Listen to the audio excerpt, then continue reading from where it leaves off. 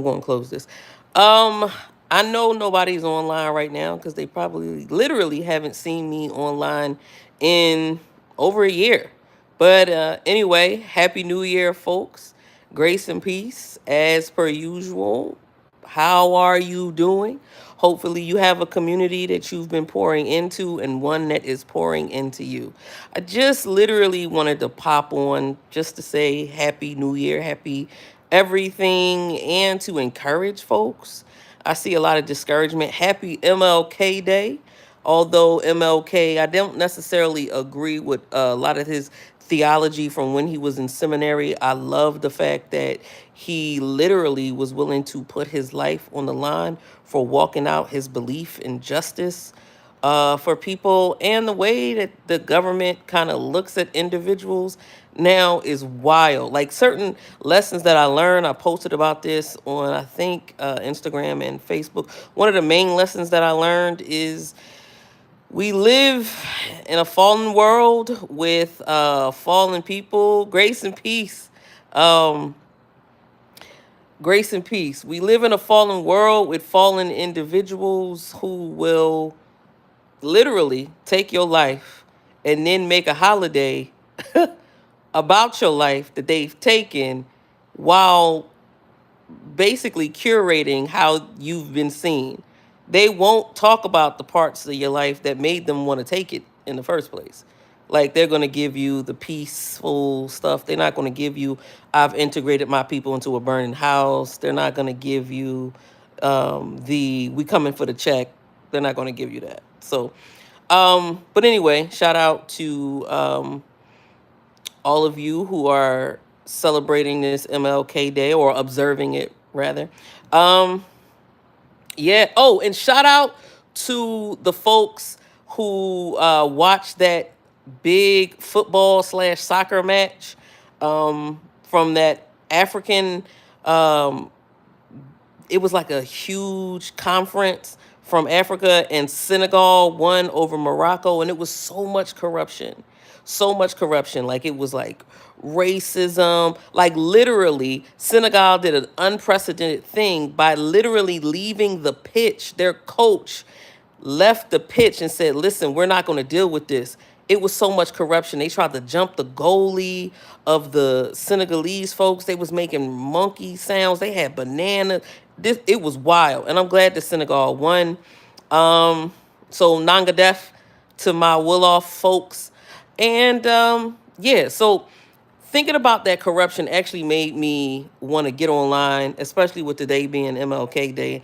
And he fought a lot of corruption. And I see Christians arguing a lot. So I just wanted to encourage Christians. Number one, try not to argue with people as much. Sometimes people can't hear you, not because they don't want to. Sometimes people can't hear you because it's a stronghold. So you can't out logic and out reason or out argue a stronghold. You got to pray for people, compassionately talk to them if they're open. And after you discern if they're not open, then you say your stuff and you keep it moving. Sometimes it's not a matter of discourse, it's a matter of you just displaying and saying what it is that you have to say. The second group of people that don't hear you are individuals who honestly don't want to hear you because they benefit from not hearing you. They either aspire to be like the very people that you are talking about, or they benefit from like these overall systems. So make sure that make sure that you just move wisely. And thirdly, sometimes people don't hear you because it's not time for them to hear you yet. And I know it's probably other reasons why individuals don't hear you. But please just preserve your energy, ask God for discernment, and then keep it pushing. I've seen so many things like people being rightfully upset. And don't, this is another thing I just want to say, don't become a monster while fighting monsters. I don't think that the way ICE is moving is godly. I think it's evil. I think it's wicked. And at the same time, don't disrupt nobody's place of worship. No.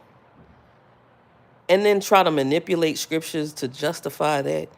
How is that not doing the same thing that evil, wicked people did to to to to us on some level? Hey, I see we got a number of people. Hi, hey, oh, I see a number of individuals. Shout out to y'all. I'm just literally going live for a couple minutes. I'm actually about to wrap stuff up. If y'all want to go back and look, I'm just warning my brothers and sisters and encouraging my brothers and sisters to protect their peace.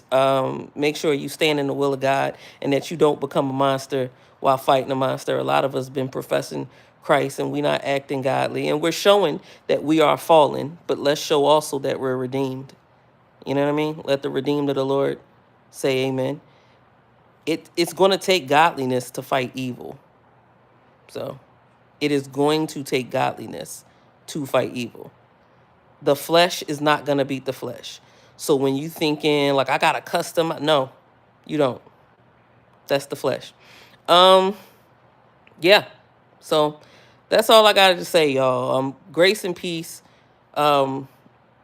Because let me just say this. Things will be exposed. I saw somebody who claimed to be a Christian is a known bigot. They are a known bigot. They claim to be a Christian. They are a known bigot. And they tried to rally people up for hatred against like Muslims and all this other stuff, and was like talking about Muslim people saying the N-word, talking about gay people. And even if you don't agree with like gay folks' lifestyle and stuff, even if you don't agree with that, to be wicked and disrespectful was ridiculous, right? But they did all of that, went to this place, thought a lot of nationalists was going to join them. Nope. You know who showed up? The very people he was talking about. And you know who rescued him? A Muslim man, a black man, and a car full of LGBT plus people. Those are the individuals that saved them. And this man, and this is the thing. This man professes to be a Christian. He calls himself a Christian nationalism. I personally do not believe that Christian nationalism is in line with the gospel. But this dude calls himself a Christian nationalist and was saved by the very people that he looked down on, came there to slander and to do harm. And he was saved by them. And it reminds me literally of the Good Samaritan. It's kind of wild when Jesus is asked about the law and how to get to heaven and who is my neighbor. God says, love your neighbor as yourself. And the dude says, who is my neighbor? And then he tells the story about the Samaritan, and Samaritans were seen as less than. And he was just like, be like the Samaritan. This Jesus is talking about how your orthopraxy must match your orthodoxy. So your walk must match your talk. And in the West, we're so caught up in having the precise theology and the precise theological perspective that we miss the heart of God. We miss the spirit of the law, pursuing the letter of the law, and not even the heart of Christ.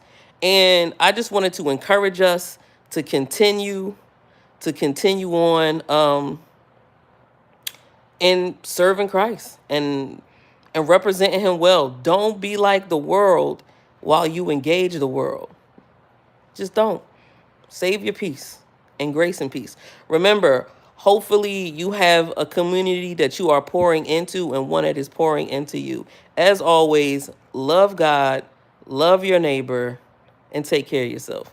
And don't be like the people that Jesus spoke about when in Romans 2:24, when he says, you make my name a curse word among the Gentiles. Don't be like that. And don't be like, is it 2:24? And don't be like the people when Jesus speaks in Luke, when he says, talking about the prophets and how you kill a prophet and then create a statue for him. Just talk about the hypocrisy. It just speaks about the hypocrisy. Let's not be like that. Let's be like representatives of him, which is going to be difficult because the world can't do it. The world doesn't want true justice. They think they do, but they want vengeance. We have to seek God's throne, and you're not a sucker for doing so. And don't hear what I'm not saying. I'm not saying be a pushover. I'm not saying don't stand in the gap. I'm not saying don't put your body on the line if that's what the Lord has called you to. What I am saying is don't do it like the world does it. That's it. That's all I got to say. Grace and peace.